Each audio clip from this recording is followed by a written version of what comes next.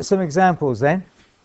So if I want to convert from rectangular to polar, I hit shift polar on the calculator. I hit the one that I want to go to, polar. If I want to convert from polar to rectangular, I hit shift and then the minus button, which is where the REC is for rectangular coordinates. So you hit the one you want to go to, not the one you're in. If I'm going from polar to rectangular, I need to make sure if I'm in degrees rather, I'm in degrees there. If my angle is in radians, which it could be, I just make sure I'm in radians on the calculator for it to work properly. So just have a go at these. Convert 4 minus 3j to polar coordinates. 6 modulus 6 angle 85 degrees to rectangular, and so on. So just have a go at those. I'll pause this and then we'll look at the answers in a second. If we just quickly look at the first two, the first one, I put in 4, negative 3, and I got this because I was in degrees on the calculator. You have to scroll along. It gives you 5 for the modulus, and then you scroll along a bit, it gives you theta. The argument is negative 37. Be careful you don't miss the minus sign. It can be easy to do. Looking at the second one, I'm going to rectangular, so shift REC, 6, 85 degrees. So I put those in, and then I get x and y. Remember, x is the real part on the real axis, so x is my 0.5, the real part of the number, and the y coordinate that you get is the j component, the imaginary component, so that would be a 6j. I'm rounding these to one significant figure. So carry on and do these last two. Right, let's look at these in turn. I want to make 1 or 2 points about it. Here's the first one we've done already. Let's look at this on the coordinate system and think about what the calculator's doing. If we look at this vector, 4 along minus 3 down, so it's probably going to be around about here somewhere.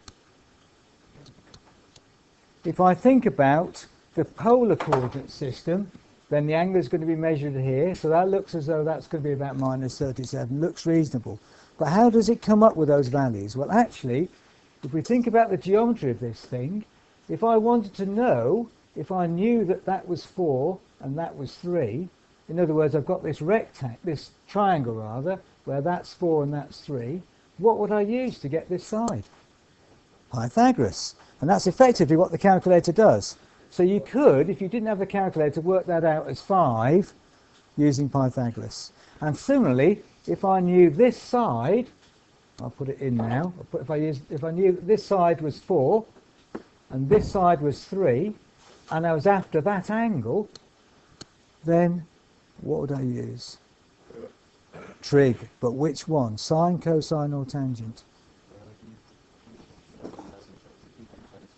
Tangent, because I know the opposite. This is the angle I want. That's the opposite. This is the adjacent. Tangent of theta is opposite over adjacent. So theta is the inverse tan of opposite over adjacent. So actually, that's what I could do to work out that angle. I don't need a calculator to do it, but what this calculator does is that shorthand for me. But note that the calculator then uses the correct convention. It gives you this angle is 37 degrees if I do this, but it doesn't tell me that it's minus 37. In other words, I'm coming around that way. So I do have to work that out for myself by thinking about where is this vector on the axes. So which angle am I after? Let's look at the next one. 6 angle 85 gives us that. So again, if we look at the coordinate system, well, it's length 6 and angle 85, so it's going to be up here. Whoops. It's going to be up here somewhere, isn't it? Almost 90 degrees. So I expect x to be quite a small number and y to be almost 6, which it pretty well is. Actually, in fact, it is 6 rounded to the nearest whole number. So that sort of makes sense. I'm only going 0.5 along the x-axis, but 6 up the y. And again, if I knew this vector, and I knew the length of that was 6, and knew that this angle was 85, again, I could use trigonometry to find out what x and y were, couldn't I, from this triangle? Using sines, cosines, I could work out what they were. What about the next one? Let's look at this. Right. 1, 2, 3, 4. By convention, because you're going around anti-clockwise, we call those quadrants. 1, 2, 3, 4. Look at that coordinates. Look at this coordinates here. Which quadrant am I in? 2. Right. If I drew this vector, I'd be going -6 plus 5. So it'll be up here somewhere. So I'm in the second vector.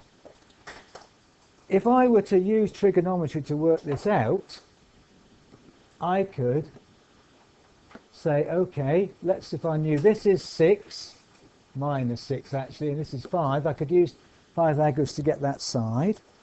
But if I then use the tangent geometry, that would give me this angle, which would be the wrong angle, wouldn't it? This angle is the one I'm interested in. Always measure from there to there. So trigonometry, I could do it, but I'd have to remember where I am in the system and draw it out to get it exact. The calculator, though, should do it for me. What did I get if you did that? What did you get? Somebody do that one? Gave us 7.840 degrees. And does that make sense? Look, the length of that side, yeah, is going to be a bit bigger than 6, so 7.8 looks reasonable. And 140 degrees is going to take us over here somewhere, isn't it? So that looks right. And we could do a similar thing with the last one. I'll leave that one for you to finish off. Think about which quadrant it's in. Maybe even as a little extra exercise, use trigonometry, Pythagoras and trigonometry, to work out what the coordinates are, and then use the calculator to check it. But I'll leave that for you as a little exercise if you want to have a go at it. So that's these two coordinate systems and how we can use both coordinate systems to represent complex number, either in rectangular form like this or polar form like this. And as we'll see, we need both of them when we're going to add, subtract, multiply and divide.